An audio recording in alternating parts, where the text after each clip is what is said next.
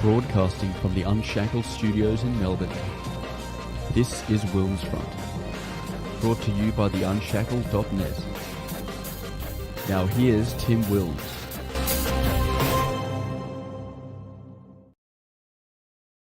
Hello, everyone, and welcome back to a fresh WilmsFront interview program. It's been a while since the last one. We are live on this Friday, the 6th of September, 2024, on the WilmsFront YouTube channel, on the WilmsFront Rumble channel, and for the first time on my WilmsFront X account. So hello to all of my 1,000 plus followers. I was glad I was able to reach that milestone there. I'll monitor the X chat as well. So therefore, I'll be uploading the live replay of tonight's show on Odyssey, since I can only live stream to 3 destinations. So Odyssey will still be kept up to date. It is 7 p.m. here in Melbourne, Victoria. And as you know, I like to introduce you to up-and-coming Australian nationalist and libertarian voices. So on tonight's show, I am pleased to introduce to you all John Goddard, who writes dystopian fast fiction on his X account, which could become real life in Australia if Australians continue to be passive and allow our governments to take us further down the road of mass censorship, surveillance, regulation, and economic control. John, welcome to WilmsFront. Thanks, Tim. Thanks for having me. And yeah, it's interesting you say that, because every time I'm writing a novel at the moment, every time I get further into it, something crazy happens in the real world. And I'm like, shit, what I'm writing is not anywhere as sinister as what's happening in the real world. So it's pretty stressful out there. We'll go through one or two of your fast fictions. Obviously, we won't have time to go through them all. But I mean, one thing that you spoke about this week is the fact that Australia is getting poorer.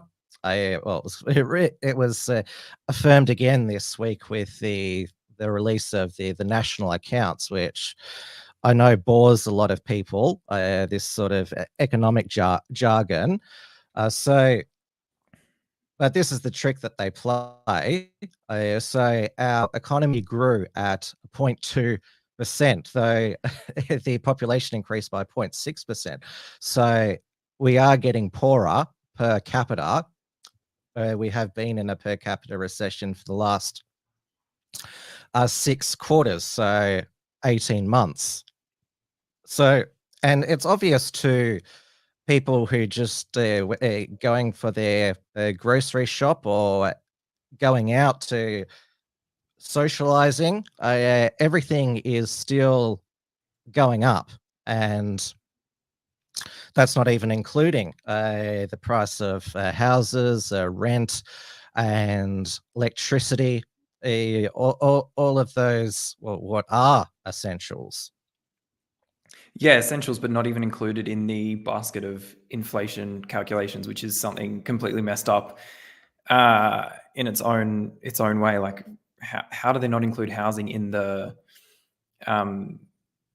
inflation calculations? Like, everyone needs a house, everyone pays rent, most people pay a mortgage, or about 60% of people pay a mortgage. So it's fucking crazy, man. And yeah, everyone is Australia is getting poorer so quickly. Australians are getting poorer so quickly. And then you have someone like the new RBA deputy governor, who's British for some reason, coming over here and telling us that we're super wealthy. And it's like, well, no, everyone feels poorer because you determine your wealth based on either how wealthy other people are or how wealthy you were in the past. No one looks at it and says, okay, well, there's someone in Africa that's poorer than me, so I guess I'll just deal with rising taxes and rising prices. Yeah, and it's all part of this like weird media game that they use to try to trick you into thinking that things are fine when they're not. Oh, that's a classic gaslight there from the Deputy Reserve Bank Governor. I'm not sure if you know his name, but you know that he's British, and it is true. We are still a wealthy country, but of course, wealthy countries throughout history, they have gone into massive decline. And that's why you and I and others are raising the alarm bell, particularly since we are a resource-rich country. We've got all of these minerals in the ground that we can use for electricity, gas, construction, and all of this farmland as well at our disposal. And the example that of resource rich countries that have been wealthy and then gone downhill into poverty in the 20th century was Argentina, but Malay is making Argentina great again. But the contemporary example is Venezuela. So trying to say, oh, we're still rich by comparison, trying to just paper over the decline.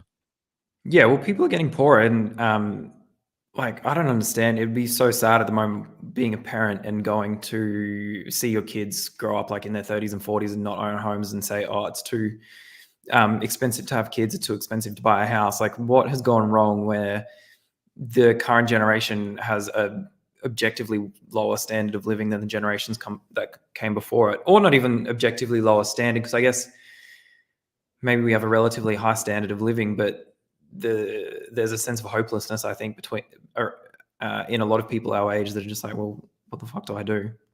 You work hard, you get taxed.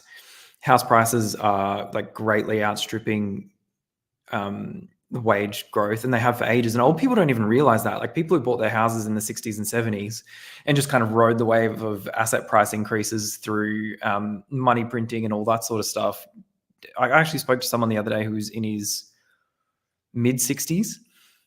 And he said, oh, I wonder if the rate of growth in wages has kept up pace with the rate of growth of housing. And I was like, this is like a property developer, smart businessman, but he didn't even know that because he's just so detached from the reality because he's just ridden the wave up. It's crazy. And this wasn't the exact graph that was in the Australian Financial Review. Somebody has added an extra meme to it. So real gross household disposable income per capita. So the blue line going up is the OECD, which is all of the economic advanced nations, and then there's Australia plummeting. And well, a lot of it can be traced to the Albanese government's energy policies, and also, well, we've seen with Tanya Plibersek's decision over that gold mine, which that's a lot of attention is on that because it's listening to this what looks like a white boomer who claims that she's Aboriginal. Just this is a prime example. We're rich in the ground, and this is part of what we're going to get to, the cultural Marxist anti-development, anti-human agenda, that it's not about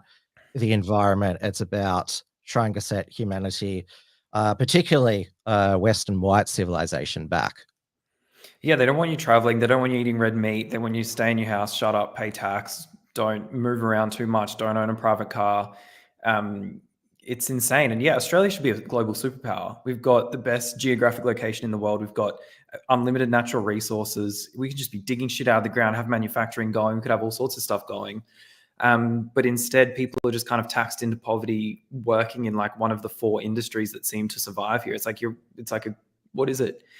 The ASX 200 is like grocery stores and mining companies, and that's about it. Like, what else is there?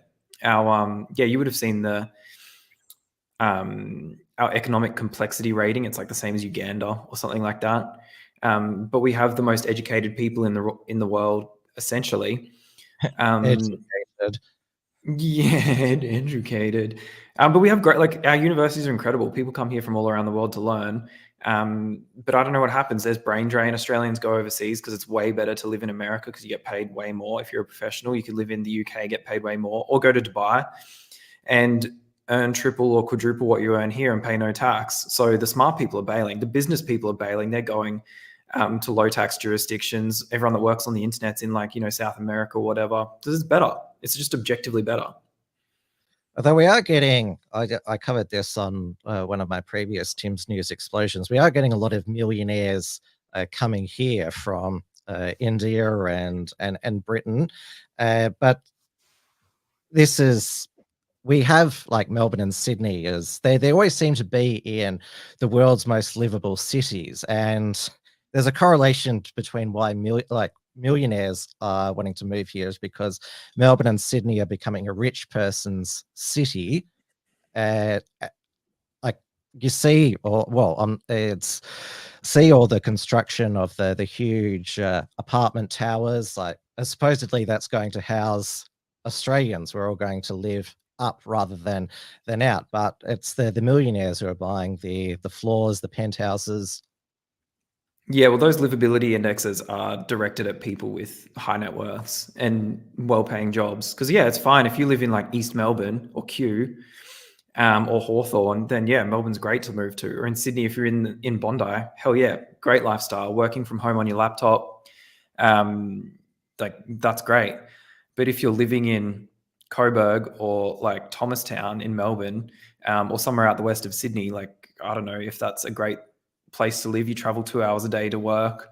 You're paying $1 million for a shit house or like a duplex or something. I mean, I don't understand why people started getting obsessed with apartments all of a sudden. I mean, I think it's good if you're old and you don't want a yard, or you're young and you don't want a yard. But if you're a normal person, like, why do you want to live in a human filing cabinet? It just makes no sense.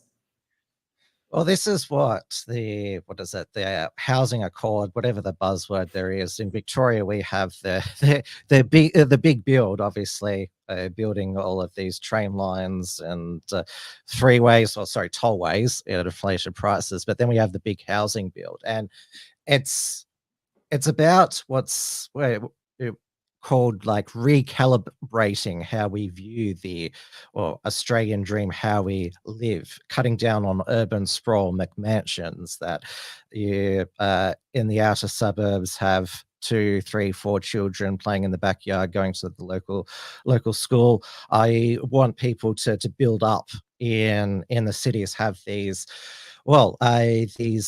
economic precincts, which is just another term for 15-minute cities, smart cities. Yeah, or a transit-oriented development is what they call it. So that's when you get. Oh yeah, that's another thing. Yeah, that's what's going on with building that. a suburb around a train station. Yeah. I mean, which is fine if you're like. I mean, I lived in an apartment. It was awesome for where I was, but then, and that was when I was living in Melbourne. And it was like, I started looking around at houses. I was just like, I can't buy a house here. Like, you just can't. And it gets to a certain point in your life where you don't want to hear the crackheads next to you playing drums in your apartment building, which is what I had. And I was like, fuck this. These like little kids playing drums in an apartment building. I was like, I need space. So yeah, I don't know what's happening. And like, I did a space the other night and the topic of housing came up, and I've said this a lot and I've written about it. Like, the fact that the average person can't buy a house and hope to own it outright by the time they're, 30, 35 is like absolutely criminal. Like, housing is such a core human need. Like, you need a place that's your own where you can put your shit and you can kind of like, I don't know, just have a home base to operate from, right? Like, if you're moving every 6 months because your rent keeps getting put up, or you're moving out of your apartment, and it's no good. It's no good. And obviously, we're told that we need mass migration. We need people to build the houses, but then, of course, where do they live? And of course, we're seeing that. Although they're called temporary migrant workers, we're seeing it's spread to nearly every city now, and it's being particularly covered well by Ozpil, who's primarily on TikTok, but also on X as well. And this has been the case with international students that they don't want to go home. Once they've got their foot in the door, that's like, no, we're staying here, and we're making all these demands, and you better do as we say, because, well, apparently that's what you do if you're a guest in a country, just make all these demands of the government. Just protest. Just protest for... Yeah, it's fucking crazy, man. Someone said to me the other day that it takes 4 years to get citizenship in Australia, which seems like not very long. Like, a while ago, I was looking to move to Singapore because I think Singapore is great, like really good for business, very clean, cool city, lots of work going on. It's kind of like the new central hub of Asia outside of Hong Kong. I think it's cool. And you just can't become a citizen of Singapore, basically, if you're a foreigner. It's very difficult. Some people have lived there for 15 years and they can't get it. Places like Saudi Arabia, you can't become a citizen really, and Dubai. But we seem to be giving citizenship away, which I don't really understand. I don't understand why that's happening. I mean, aside from the fact that the government wants to hide the failing economy from people through some fake GDP figure, it just is like, that seems to be the only reason. And to hell with like the social consequences. Senator Slayer says in the chat, which is Neil Erickson, does this guy support Thomas Sowell and Joel Davis? Yeah, well, I saw this guy comment and call me a fucking nerd. I think you're a nerd. Joel Davis, I did a... I think you're he's just ripping on you. That's fine. I don't know that Thomas guy, but I did a space on, was it last Monday or the Monday before, with Joel? And that's the first time I've spoken to him. He was super polite and a really nice, just a good Spaces guest to have. Like, some people, I mean, you do a show. I don't really do a show, but I have Spaces sometimes, and like, you get people in, they're just fucking just shit to talk to. Joel's super polite, high IQ. He can put a sentence together. I asked him questions, he answered them. It was good.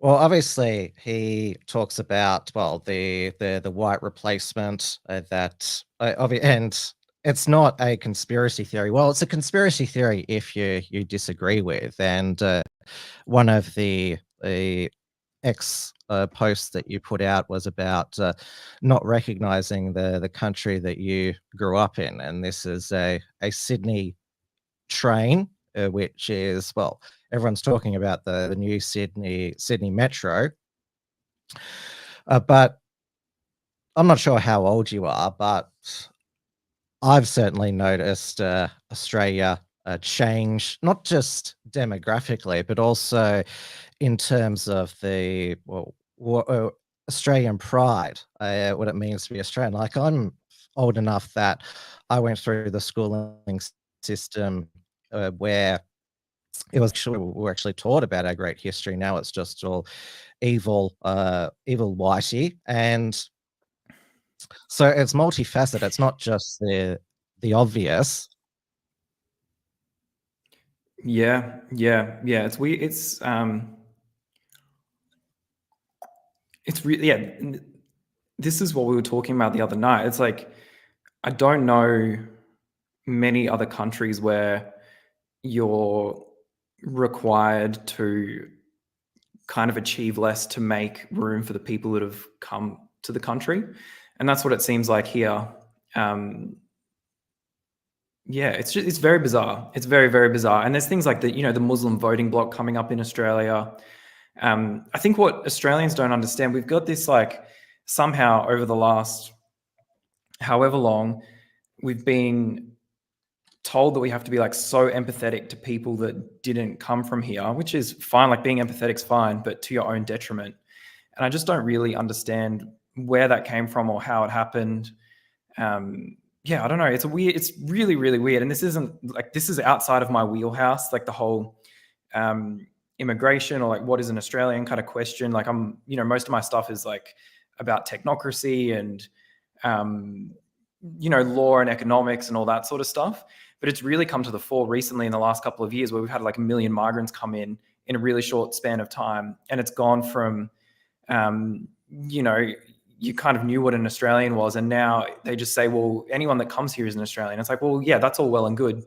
But a lot of the people that are coming here aren't contributing, and I feel like openly dislike us in some circumstances, which is really fucking bizarre.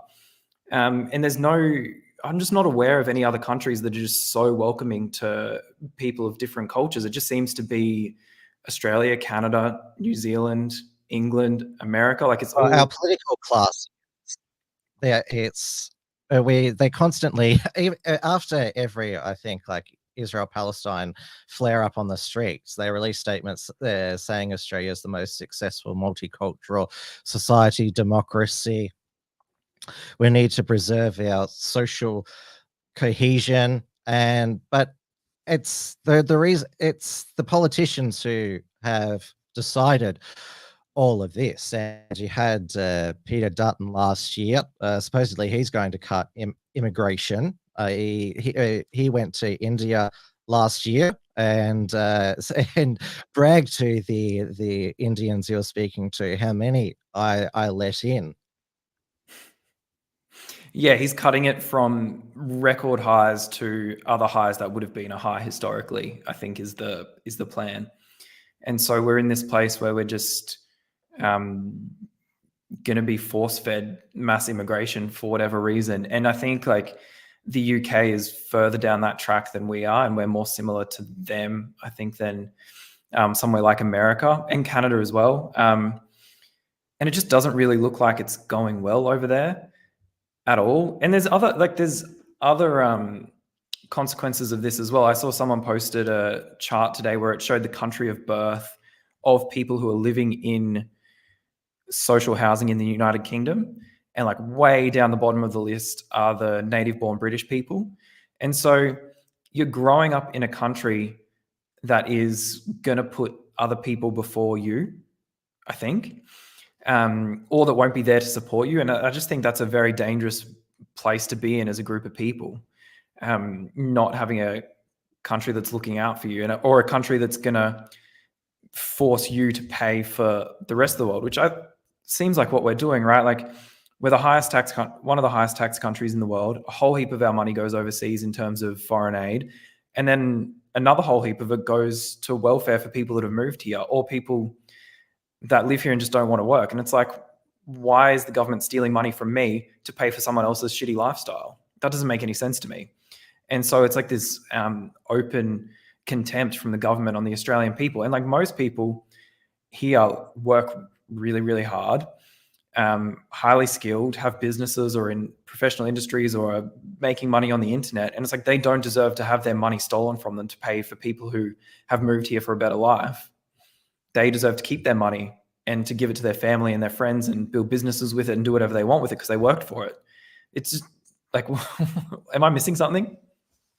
Well, Australia isn't as bad in that regard in terms of welfare to migrants as Britain and Europe are, where the proportion of drain that migration takes directly from budgets is way, way more than Australia.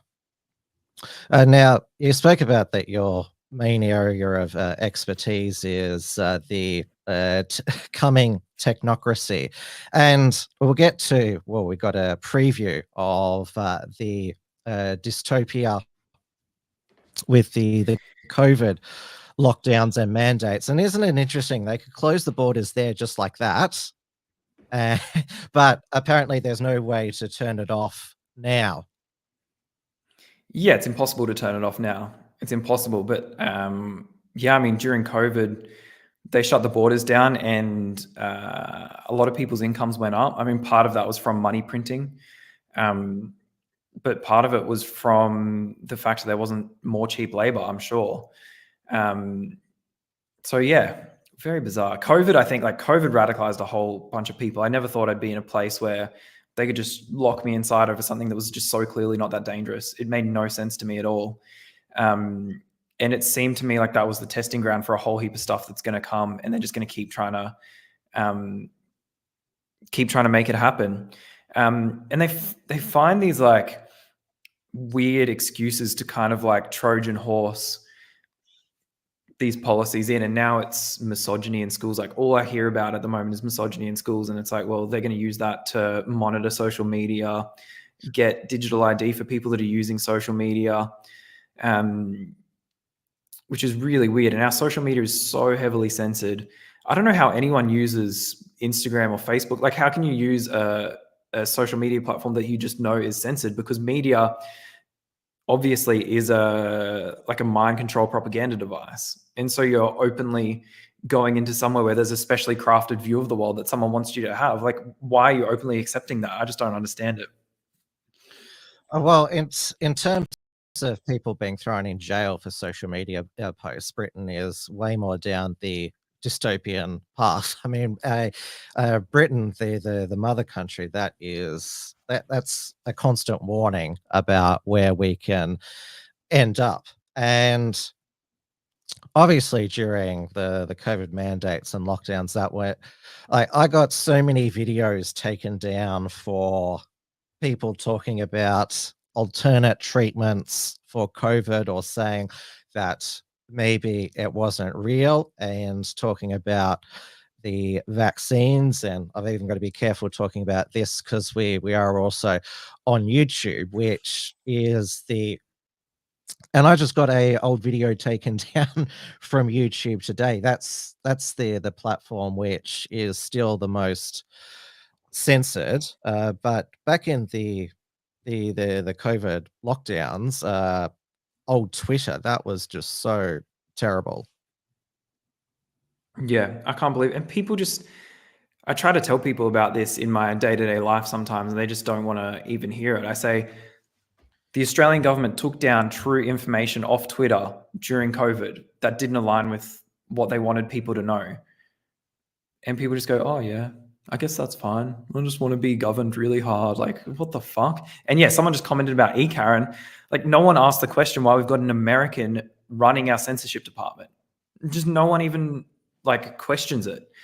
And I think it's very fucking weird that there's a foreigner telling us what we can and can't see on the internet. Really, really weird. I don't want that at all. And I don't think anyone wants that.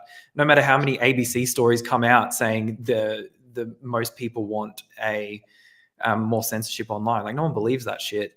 But they're obviously just trying to like Trojan horse it in.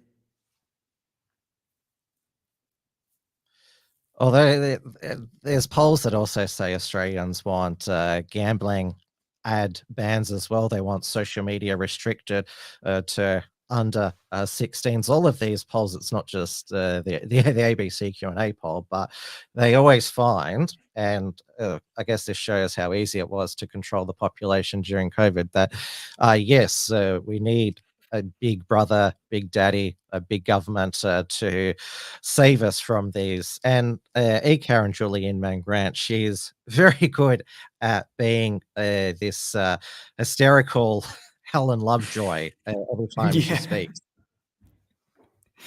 Yeah, she is. The gambling thing is weird, man. Sometimes in the car, I'll go to like Triple J or something, and yeah, they're talking about gambling ads. I'm like, what the fuck are these people concentrating on in government? Like, we have serious issues. Everyone is poor as fuck. No one can afford a house. No one's having kids.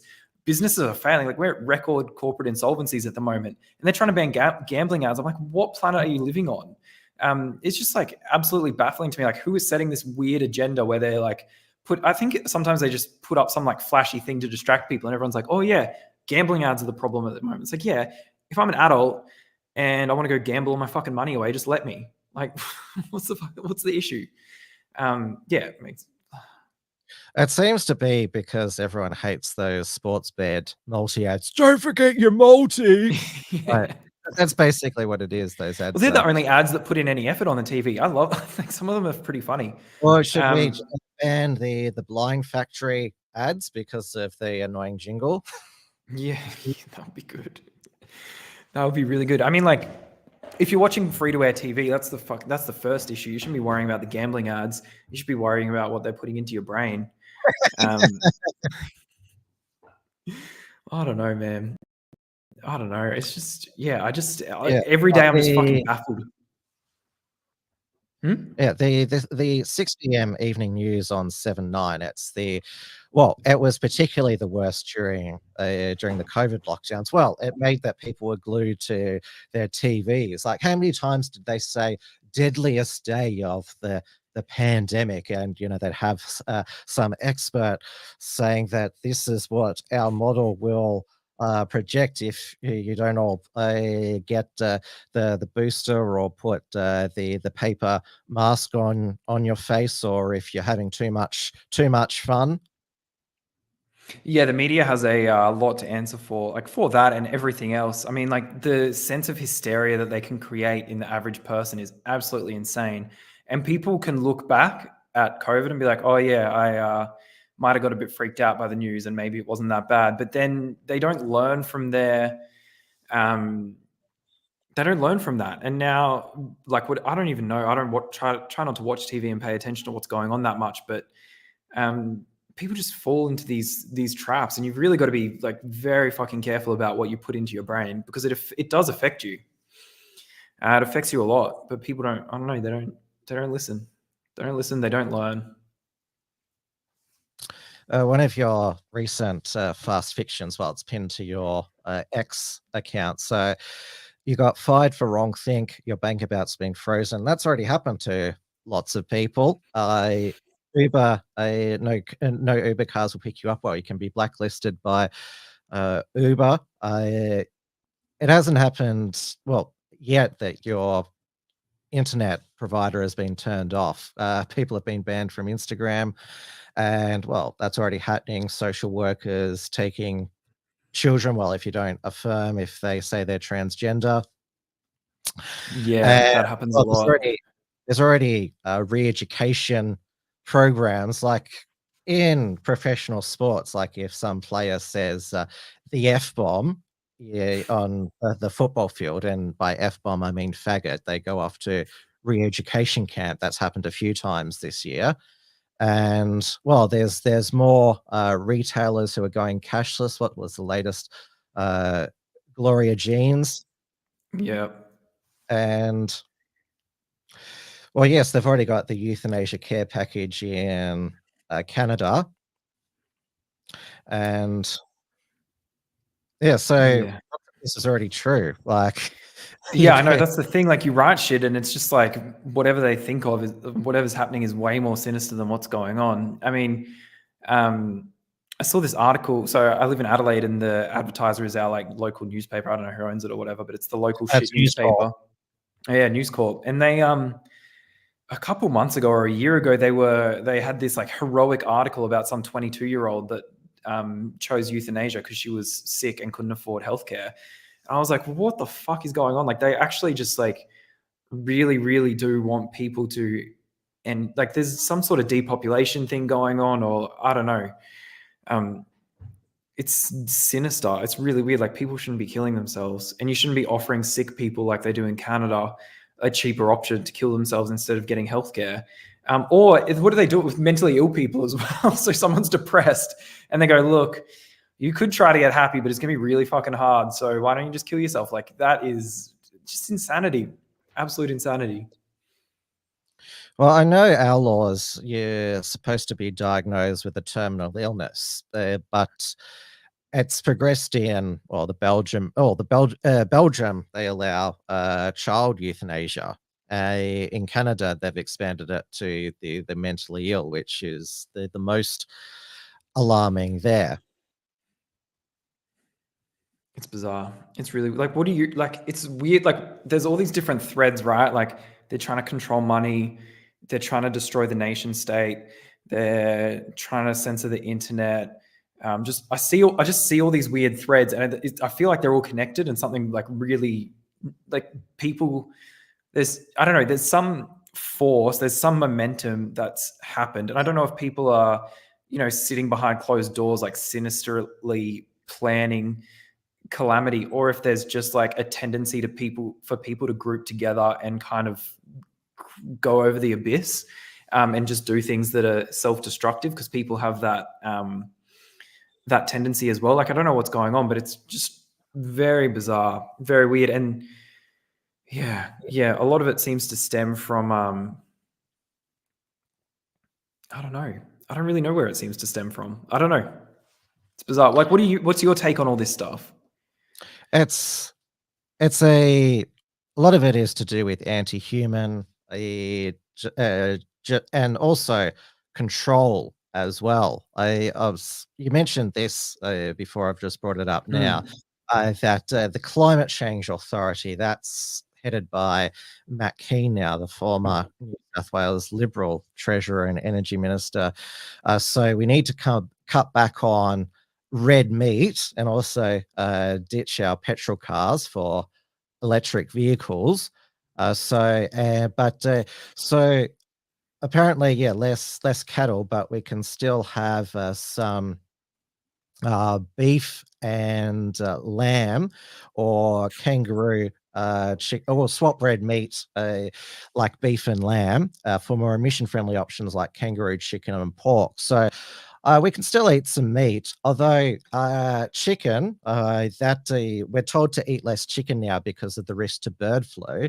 And of course, pork made from pigs, they can give us swine flu. So got to be careful of those as well. I'm not sure if kangaroos can give us some virus which will cause the next pandemic. Oh yeah, kangaroo flu. And the guy who's doing that fucking that climate change guy, whoever's making those recommendations, is definitely on a private jet right now. It's like absolute insane. People like we have state premiers catch private jets. Like Miles, whoever that guy is from Queensland, just caught a private jet from it was a 50-minute drive. He went from Rockhampton to somewhere. Why is the state premier of Queensland on a private jet from Rocky?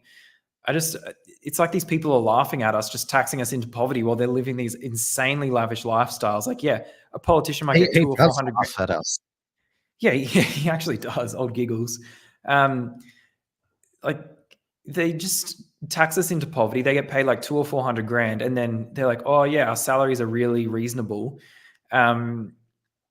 Meanwhile, they're just charging everything, every fucking meal they have, their housing, all their staff are paid for, and they're just, I don't know. I just don't like it. I don't like it at all. We need like a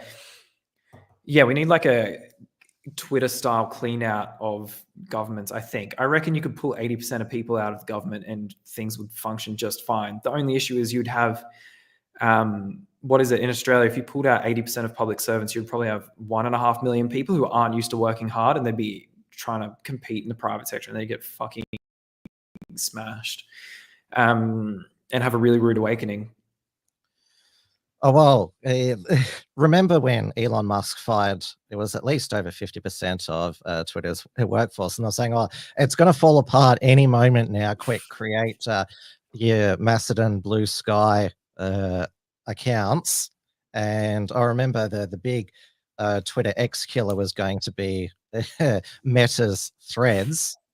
And it was going to be, oh, we're not going to have any mean, nasty things, but it's X, isn't it? It's back to the golden age of the internet, which is now why you have Brazil, our own e-safety Commissioner Julia Mangrand. In fact, she did did you see that she did a video with the Biden administration's disinformation czar? I can't remember her name. Yeah, I know the lady you're talking about. X. They're coming after Elon Musk, and they've also they have arrested the Telegram owner Pavel Durov, saying that he's facilitating illegal things on Telegram. Yet you have all of the criminal activity on WhatsApp, pedophiles trading child pornography, and then there's also that Instagram has there's a lot of like pedophiles who follow these. They're allowed child like models are allowed on Instagram. It's absolutely fucked. But Mark Zuckerberg is a free man because he does the government's bidding. Yeah. X is a really big problem for governments, like quite clearly. Free speech is the absolute enemy of the total government control that they want. It just is, because people know that something's wrong, and they can see an error in the news. They can hear a government official talk and be like, I don't think that's right. But if you cut off their ability to communicate with other people that think the same way as them or can share similar information, then everything kind of like dies in the dust. But you know, with X, shit is going fucking bonkers everywhere. Everyone can say largely what they want, and it's causing like populist nationalist uprisings everywhere, which is the opposite of what they want. I mean, I don't know if you know too much about the formation of the UN and things like that after World War II, but I'm broadly familiar with the United Nations and some of those other international bodies like the International Court of Justice and you know, the World Trade Organization and stuff. But those organizations are explicitly anti-colonial, anti-nationalist organizations. They don't want people to have a sense of national pride. They want to reverse. In the name of peace, of course. Yeah, of course, in the name of world peace, of course, which is good. I mean, we don't want people to go into war with each other, but like war is the only constant in human history. So I don't think you can ever get rid of that entirely. And I mean, you go to a world map from 100 years ago, it's completely different. The countries are called different things. The borders are different. We live in this like delusion that all the lines drawn on the map are how they're going to stay for eternity. And that's just not, I don't know, it's just not realistic to think that that's the case. Yeah, I don't know. Well, even if Peter Dutton wins the next federal election, he's going to keep the e-safety commissioner. In fact, that he said that he supported the Disinformation bill. It was the Liberal National Coalition that created the e-safety commissioner, and also Peter Dutton wants more strengthened hate speech laws federally in the name of fighting anti-Semitism. Just they gave up their previous support for free speech, and all that was needed is that, or there's we need to crack down on all this anti-Semitic hate speech. Otherwise, there's going to be another Holocaust. Yeah, well, I mean, this is why democracy is fake, right? Because you have the choice between two identical options at ballot time, and they both suck. They're both anti-people. They're both anti the country. And yeah, that's just the situation we're in. And I think this conversation ties like neatly into what we were talking about before and the problems with Australia, because like I think at the core of the issues that I see with our society and our culture at the moment is that people have absolutely no sense of national pride and no sense of working together as a country to move forward in some sort of unified vision, which is what's missing. At the moment, we have all these different groups of people who think very, very differently, and their only goal is to pull government power in their direction so that they can take a bigger slice of the economic output, using whatever means they see fit. And most of them is playing some sort of victim card and saying, well, I'm victimized, so I need more tax dollars funneled to me. Yeah, and that's like the way to get ahead in Australia at this point in time, is to play the victim card and hope that the communist government will give you a bigger slice of the pie and cut down the people that are doing better than you, because the only way that you can bring people up, if they're not willing to work hard and do it themselves, is to steal from someone else, which is exactly what's happening. A lot of the political discussion is in the media is that there needs to be more spent on aged care, childcare, the NDIS, schools. There needs to be more mental health funding for LGBT people, and it's a competition for, well, everyone wants. They don't need more. They don't need more funding. What they need to do is cut the tax rates and then set up a private charity. And if people want to give to them, they can. But the thing is, nobody's going to give to these people because everyone is like, what the fuck? I don't want to give to these people. There's no public demand for the type of support that they're wanting. There's absolutely none. Or there might be a little bit, and that's good. People can keep their tax dollars and of their own free will give to certain people. You know, I mean, that's how these things should operate, by consent, not by fiat from the government. A lot of people in other Western nations like to bag the United States. Oh, look at what a mess their health and welfare system is. But I'm not sure if you've ever been to the US, but there's so much charity over there. I mean, if you look at the firefighter who was killed by Thomas Matthew Crook's Corey Compora, he was a volunteer in his church. There's just so much more throughout the United States, so much more charitable giving, and that's because there obviously is not as many government programs as there are here. But for all the criticism of Americans, the ones that you meet here, like there's a lot of them are so much more pleasant and also caring and benevolent. I'm not sure how many Americans you've dealt with. Yeah, they're great. I've been to America a couple of times. Mostly fantastic people. There's like, it's weird when you talk. So yeah, I've been to America a couple of times. They're all fine and great. And like recently, I've come across more and had actual conversations with them from like a political perspective, and I realize how different we are politically, which I think is the biggest thing ever. Like, no Australian will go up, will just say, "Oh, I'm an Australian. I can say what I want." But every American has that like born, like beaten into their brains when they're born. It's like, this is America. You can say what you want. You can be who you want. Whereas in Australia, we're told, don't stand out. Don't say anything that'll get you into trouble. Don't be a tall poppy. And it's just like, I think that mindset shift between us and Americans is like the biggest thing that fries my brain. Because supposedly we live in a free democracy and we should be able to say what we want. But that's just nowhere near the case.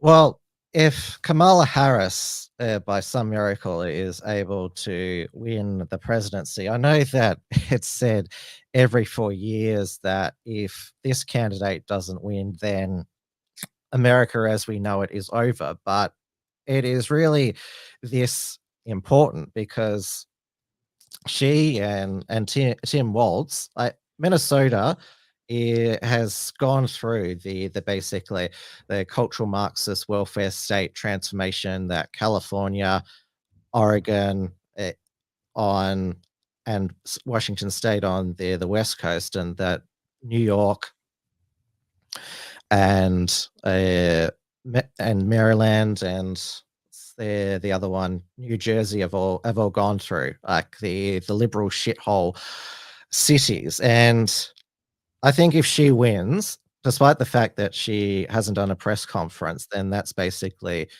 they will have permanently cemented, whether it's a combination of electoral tricks, mass illegal immigration, that America will be permanently changed for forever, and they'll try to erode the Bill of Rights. They'll get back control of the Supreme Court.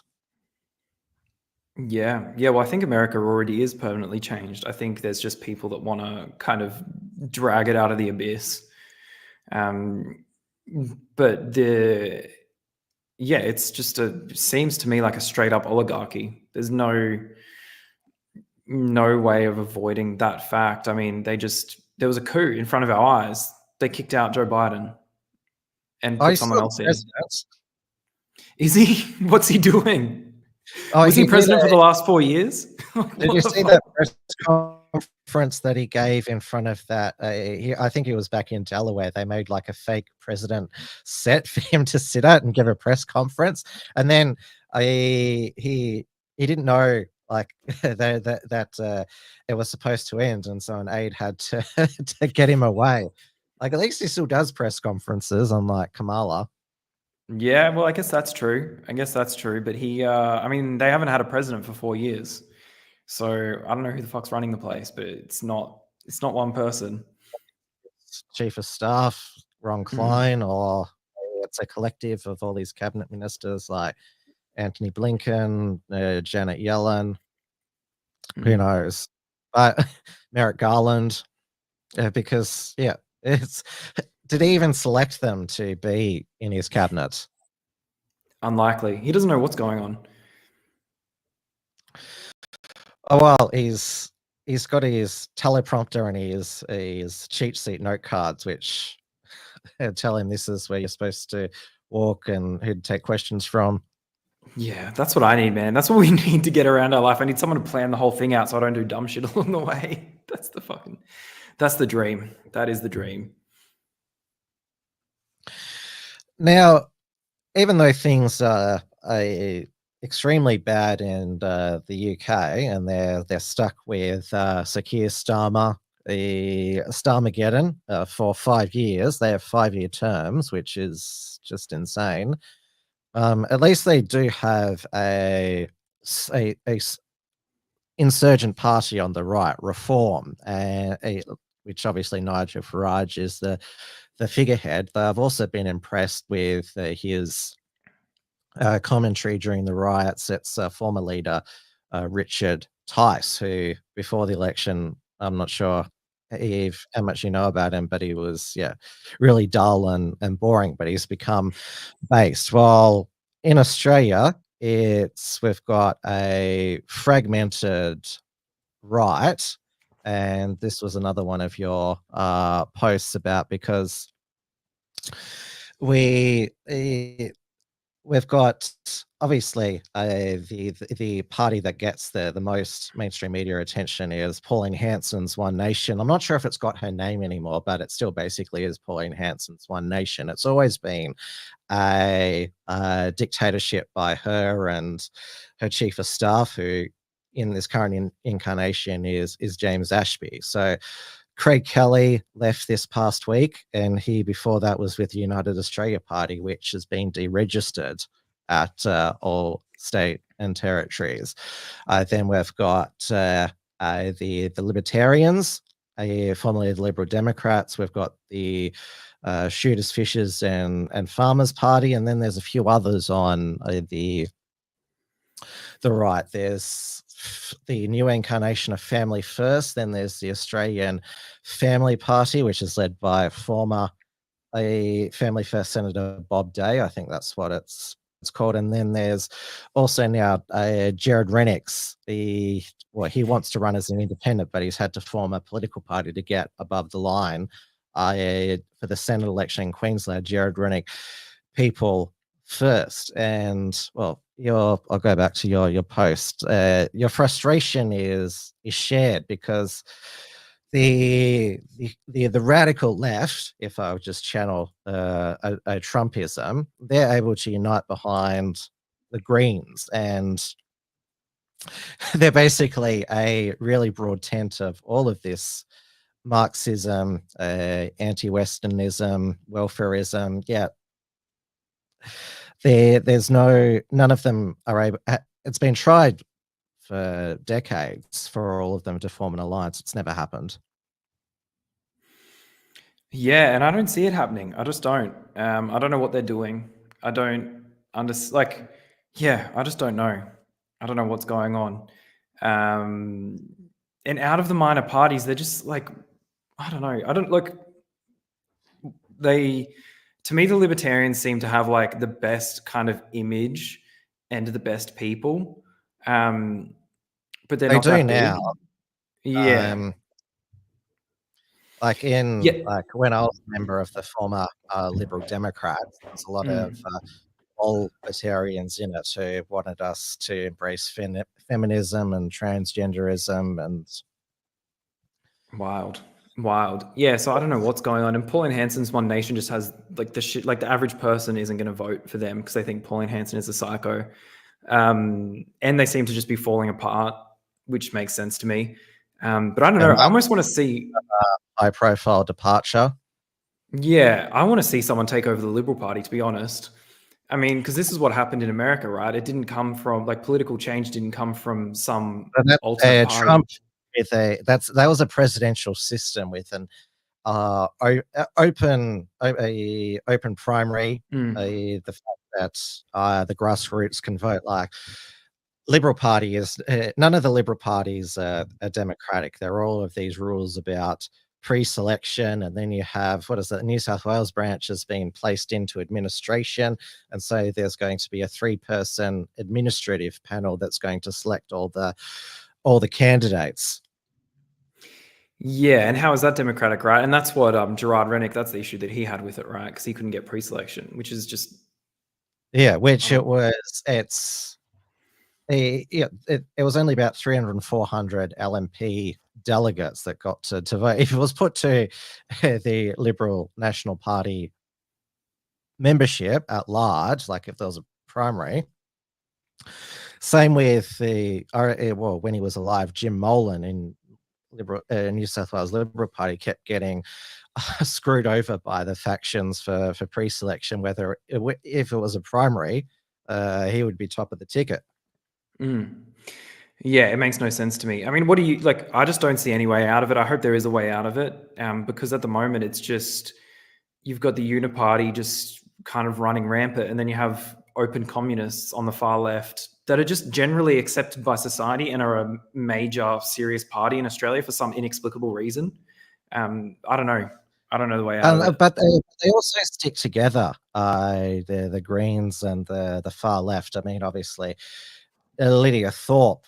She is I'd say she's an exception to that. The fact that she left the Greens, but also like they don't criticize their extreme radicals. There's this solidarity. Well, you have in the right as well. Like all of the criticism that you've seen over the past few days of Tucker Carlson and Candace Owens, it's all coming from the so-called right. So we need to disavow these crazy people because we need to be acceptable. And also I like Andrew Bolt, he's been very sanctimonious on his show about calling Candace Owens a sick woman, and like he might feel good about that. Oh, I have principles, I have standards, unlike the left who have, if you know the old saying, if they didn't have double standards, they have no standards. But they're able to win because they just don't allow themselves to get bogged down in all of these differences, even if they might not like some of the activities of the others.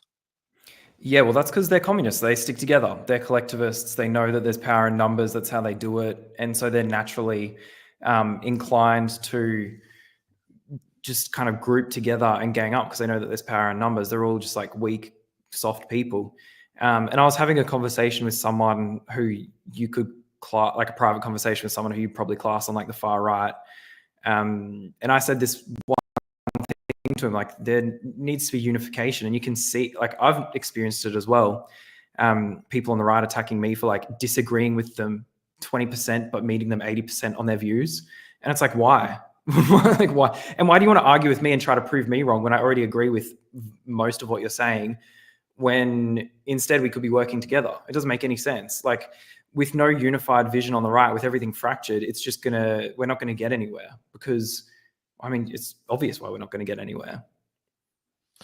Yeah, there is too many Puritans on the right who, well, if you don't agree with us on this, or if you don't do it exactly the way that we think it should be done, this is why I run the unshackled.net, because it's just me mainly, and I don't have to deal with a team anymore, that because obviously they're in political parties, political movements. There's a lot of infighting egos. Like I'm happy just fighting the information warfare, because there's so many lies that the mainstream media tell that you have to unpick on daily basis. Yeah, it's absolutely crazy. They're lying, or they're just like, dramatizing or obfuscating the truth. It's absolutely bonkers. I don't know how people can't see that. But yeah, and that's actually what happened to me after that space I mentioned earlier with Joel. Like all these people, like kind of on his, I don't know, that agree with him or whatever, were like in my comment section being like, oh, you're like, I don't know what I did wrong. I did something to offend them. I don't know what the fuck it was. And like during the conversation with Joel, I was like, yeah, like immigration's too high. We both think the same thing. And he was like, yeah, cool. And then I guess people that look that way was like, well, that's not enough. And I'm like, well, fuck, I don't know. We don't agree 100%. So what? Like, who gives a fuck? And the thing is, if you want to make progress, you have to find areas where you do agree and work on those. You know what I mean? Especially if you're addressing, like, say, a problem with immigration, right? Like, someone on the most extreme view would be, let's deport 4 million people or something like that. And then that's the most extreme view on one side. Yeah, go back to the White Australia policy. And then the most extreme view on the other side is anyone who steps foot in Australia is an Australian citizen. And I'm like pretty far on the other side. I'm like, all right, maybe we should stop immigration because there's a lot of it. And maybe if we have people who aren't citizens that commit crimes, they shouldn't be here. And those people that are protesting our government who are on not permanent visas shouldn't be here either. And it's like, well, you didn't say let's deport. Yeah, you didn't go the whole way. So you're the enemy now. It's like, what planet are you living on? And that's like, human society is based on cooperation, I think. So, you know, you got to find ways to kind of work with people that you don't entirely agree with. Be like, well, what can we do? I don't know. Maybe I'm crazy. You're not crazy. You're frustrated. And, well, that's why we are doing what we're doing, because, well, we don't want all of our freedoms to evaporate again. We don't want basically Australia to just be a nation in name only, and we don't want to eat the bugs, live in a pod, own nothing, and be happy. No, definitely not. I don't want to live as a slave in some economic zone. It's not, it just makes no sense. It's unhuman. It's anti-human, as you said so many times during this thing. Like the vision of the future that's put forward by the establishment at the moment is so unappealing to me. And it's not how it's like this communist vision. It's not how you get success. You've got to have people taking risks, exploring, conquering, doing all these things. And that's just not, there's no inspiration to do that at the moment. Like, why would anyone try when the harder you try, the more you get taxed? Or whatever you do to try to buy a house, it's not going to combat the million people that are going to come here and push up house prices. I don't know. It's a wild time, man. My friend, it's a wild time. But I always say to my audience, we can't get black-pilled. The reason why we are talking is not because we hate our nations, is because we love them and we want to save them. Oh yeah, 100%, 100%. And there's, like Australia, this is what we said before, and what I always try to tell people is Australia has we're in the best position. We could be a global superpower easily. It's a great nation. Everyone's great. Like, most people here are great, super educated. We're in a great spot.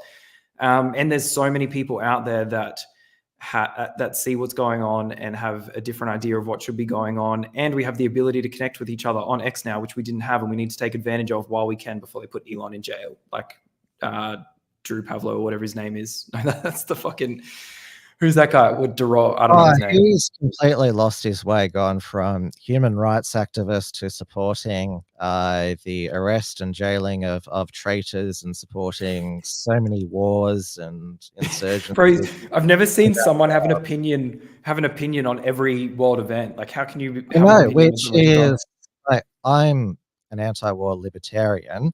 I don't enforce how we live onto other countries, where he wants every other country to have liberal democratic values. That was tried in Vietnam, Iraq, Afghanistan, just to name a few, and they didn't want it. You don't have to understand, and of course you've killed a whole bunch of people, civilians, in the name of it. Well, this is the Westphalian worldview, right? Every nation state has the right to do what it does within its own borders. And people put exceptions on that, like you can't genocide within your own borders and things like that. But the world is almost like just a group of individuals that can do what they want to the extent that it's not harming others. So, Afghanistan wants to be whatever the fuck they do over there, that's fine. But that's not what we have to do over here. Drew Pavlova. Fucking hell. I love this comment section. This is probably the funniest comments I've seen pop up in a long time. Oh yeah, my audience, they're excellent to interact on my Tim's News Explosion program. I love hearing their instant feedback. It adds it makes half the show, which is excellent. Yeah, bro. I fucking go into my comment section and just get abused, and so I get out of there. Get out of there fast. Fucking hell. Well, you've got 25 nearly over 25,000 followers on X, so I think you're doing something right. I'll put the link into your Twitter X into the live chat so people can view. Thank you so much for joining me tonight, John. It's been fantastic to talk directly with each other, not just in the replies. And yeah, you're part of a great new even though you're sort of a bit frustrated, you are enthusiastic. Like there's a lot of other I always like to see new people coming onto the scene and wanting to contribute and help fight this info war. So definitely keep going, and thank you for joining WilmsFront tonight. Thanks, Tim. Yeah, thanks for having me. It's been great. Really fun to chat, and yeah, happy to do it whenever you want in the future as well. And you've also got a Rumble channel as well, and also a Substack as well. I've noticed that they haven't been updated, but yeah, I got to a point where it stressed me out. I had too many things. I've got no assistant. To help me out. So I thought I'd focus just on Twitter, grow the following there. But yeah, the Substack's good. I put some stuff on there. Rumble, I haven't done video stuff for a while. This is my first video thing for a while, actually, which is good. But yeah, we'll be getting back on that in the coming months. And yeah, it's good. It's good. I love it. We're doing stuff. We're doing stuff over here. Things when it's just you, like you can only do so much. But certainly, I think yeah, you've certainly got more to offer on all of those platforms. So all the best, and yeah, definitely catch up again soon. Thank you. All right, everybody, that's WilmsFront for another show. I know that it's been a while, but I have got other guests in the pipeline, so hopefully there will be another WilmsFront shortly. So thank you so much for joining me on. Normally WilmsFront is live on a Sunday, but sometimes I do Friday shows when it suits the guests. So thank you for all tuning in, especially since it's the footy finals night. As you know me, I still like my bread and circuses, but I still focus on the bigger picture. Now, if you want to have more WilmsFronts, more Tim's News Explosions, more reports from Tiger Mountain, then please consider supporting the Unshackled on Substack, which is I use Substack for our Unshackled Productions archive, and also that is where I email our email lists about notifying them on all upcoming Unshackled productions. And also you can take out an Unshackled membership on the unshackled.net/membership. Still use the unshackled.net for all of our written articles, which I was just talking to John before, because it's just me these days. I don't get to do as many articles as we have in the past. Can't pump them out like noticer.news does these days. But yeah, the more that you help support the Unshackled, my work, then the more that I can do. Also, remember, I will, of course, be back on Monday night for Tim's News Explosion at the regular time, 9 p.m. on the WilmsFront channels. So same channel on, and I haven't decided yet whether I will do Tim's News Explosion on X as well. Stay tuned. I will let you all know.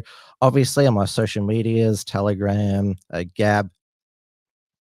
Remember to also help get the word out is to give a like, thumbs up, comment below, because it all helps with the algorithm. And now there will be a new report from Tiger Mountain with Richard Wollstonecroft, released tomorrow. And also my latest reality talk radio Wilms report with Paul Brennan, which I do every Tuesday. So Reality Check Radio is this New Zealand freedom inspired radio station. So Dewey DeBoer, my former Trad Tasman Talk co-host, he has a program called The Dialogue, which is on every Friday. So you can see my latest segment with Paul Brennan, where I talked about Albanese's census shocker, his shocker at the Pacific Islands Forum, the Rainbow Toolkit in Victorian public libraries, all the stuff that I cover on Tim's News Explosion, condensed for a New Zealand audience. And of course, next Monday, I'll cover all the latest social media developments, including the shutting down of Tenant Media, which of course was founded by Lauren Chen and her husband, and had Lauren Southern, Dave Rubin, and Tim Poole. And the two RT journalists have been indicted for providing $10 million in funding to Lauren Chen, for Lauren Chen and her husband to set it up. They apparently knew, but none of the other talent knew. So we'll get into that, and also the cancellation again of Tucker Carlson,